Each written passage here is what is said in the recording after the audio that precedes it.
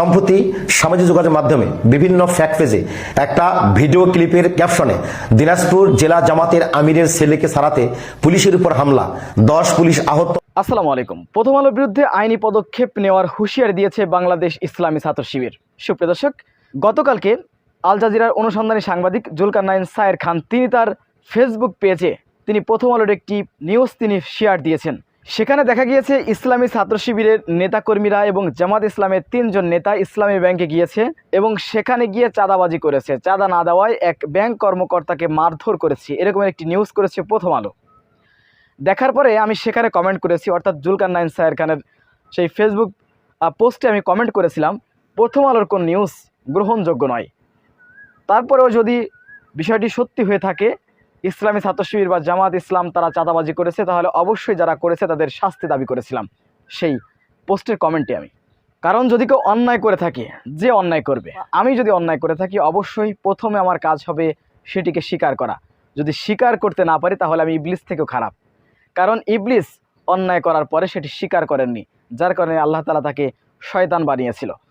তো সুপ্রিয় দর্শক, যে বিষয়টি আমার দলের লোকও যদি অন্যায় করে থাকে, যদি সত্য হয়ে থাকে, অবশ্যই সেটি স্বীকার করতে হবে এবং তার যথাযথ ব্যবস্থা নিতে হবে। এটি হচ্ছে প্রকৃত মানুষের কাজ। তো আমরা দেখব ইসলামী ছাত্র শিবির কেন প্রথম আলোর বিরুদ্ধে আইনি পদক্ষেপ নেওয়ার হুঁশিয়ারি দিয়েছে। তো আমি যখন দেখলাম যে ইসলামী ছাত্র শিবির এবং জামাত ইসলামীর নেতারা চাঁদাবাজি করেছে ইসলামী ব্যাংকে গিয়ে, আমি এটা বিশ্বাস করার মতো নয়, বা যারা জামাত শিবিরকে চিনেন তারা কখনো বিশ্বাস করবে না যে জামাত শিবির চাঁদাবাজি করে। বাংলাদেশে এমন কোনো নজির নেই ইসলামী ছাত্র শিবির জামাত ইসলাম চাঁদাবাজি করেছে, কোনো নজির নেই। এ ধরনের মিথ্যাচার বাংলার মানুষ বিশ্বাস করবে না, কারণ শিবিরকে জামাতকে মানুষ চেনে, তারা কতটা তাকওয়াবান। তো যা ভেবেছিলাম ঠিক তাই হলো। প্রথম আলো বরাবরই আপনারা জানেন এই প্রথম আলো সম্পর্কে। এই প্রথম আলো হচ্ছে আওয়ামী লীগের সেই পত্রিকা, আওয়ামী লীগের মুখপাত্র এবং ইসলাম বিদ্বেষের মূল মাস্টার মাইন্ড হচ্ছে প্রথম আলো। বাংলাদেশে জঙ্গি নাটকের যেই মাস্টার মাইন্ড তা হচ্ছে প্রথম আলো। এই প্রথম আলো বাংলাদেশের আলেম সমাজকে জঙ্গি বানিয়েছে, ইসলামকে জঙ্গি বানিয়েছে এবং ইসলামের ভাবধারা রাজনীতিকে তারা জঙ্গিবাদের সাথে, রাজাকারের সাথে বিভিন্ন ট্যাগ দিয়ে, ব্লেম দিয়ে তারা প্রচার করেছে। আর তারই ধারাবাহিকতায় এখন তারা রয়েছে।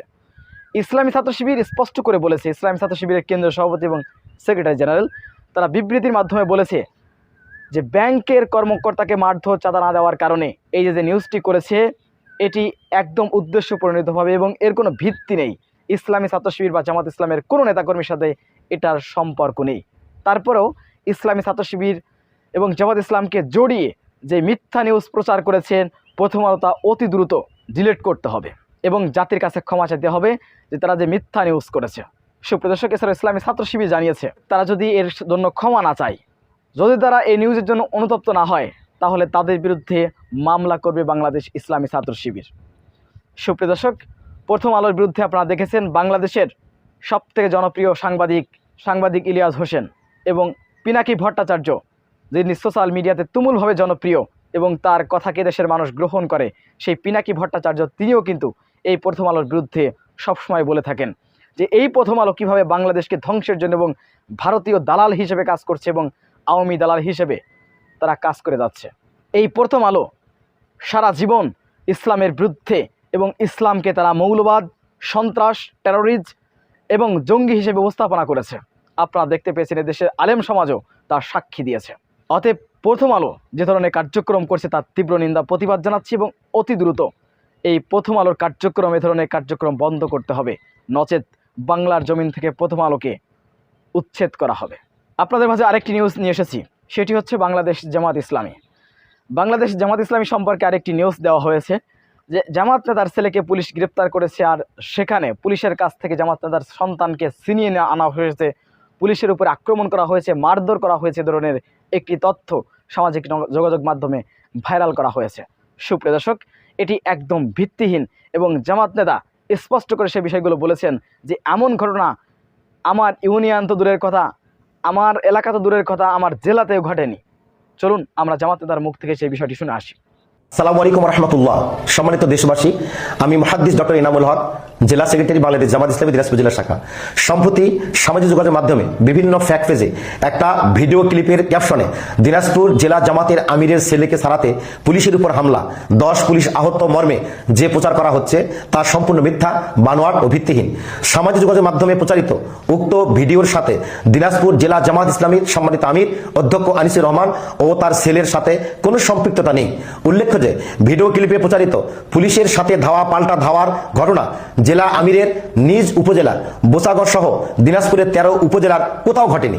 দিনাজপুর জেলা জামাতের পক্ষ থেকে উক্ত মিথ্যা বানোয়াট প্রচারণা তীব্র প্রতিবাদ জানাচ্ছি। দিনাজপুর জেলা সহ দেশবাসীকে উক্ত অপপ্রচারে বিভ্রান্ত না হওয়ার জন্য আহ্বান জানানো হলো। সুপ্রিয় দর্শক, আপনারা দেখেছেন বাংলাদেশ জামাত ইসলামের মন্ত্রী ছিল 2 জন। তাদের বিরুদ্ধে 1 টাকা দুর্নীতির প্রমাণ কেউ দেখাতে পারেনি। জামাত ইসলামের এমপিদের বিরুদ্ধে দুর্নীতির প্রমাণ কেউ দেখাতে পারেনি। অতএব সততার জায়গা থেকে, আদর্শের জায়গা থেকে ইসলামী ছাত্র শিবির জামাত ইসলামী অতুলনীয়।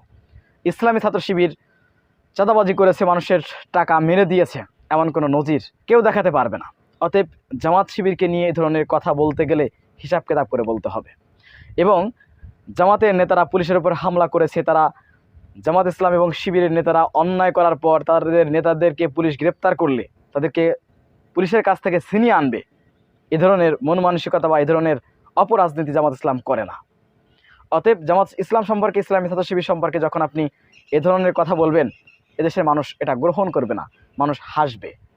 আপনি দেখেন, শেখ হাসিনা পালিয়ে যাওয়ার পর এই 8 মাসে ইসলামী ছাত্র শিবির জামাত ইসলামী কোথায় কোথায় চাঁদাবাজি করেছে, কেউ কোনো প্রমাণ দিতে পারেনি। আর প্রমাণ দিতে না পারার কারণে কিছু মানুষ হিংসাত্মক মনোভাব নিয়ে তারা মিথ্যাচার করে যাচ্ছে, যেটা ইতিমধ্যে কিন্তু আপনাদের মাঝে প্রকাশ পেয়েছে। অতএব জামাত ইসলামী ছাত্র শিবির সম্পর্কে মিথ্যাচার করে লাভ নেই। শেখ হাসিনা দীর্ঘদিন যাবৎ 16 বছর যাবৎ মিথ্যাচার করেছে, শেষ পর্যন্ত তার পরিণতি কি হয়েছে? পালাতে হয়েছে। অতএব যারা এই ধরনের অপরাজনীতি করার চেষ্টা করছে বা একটা মাজলুম সংগঠন এবং একটা আদর্শিক সংগঠনের বিরুদ্ধে যখন আপনি এই ধরনের মিথ্যাচার করবেন, এটার ফিডব্যাক আপনি একদিন না একদিন পাবেন।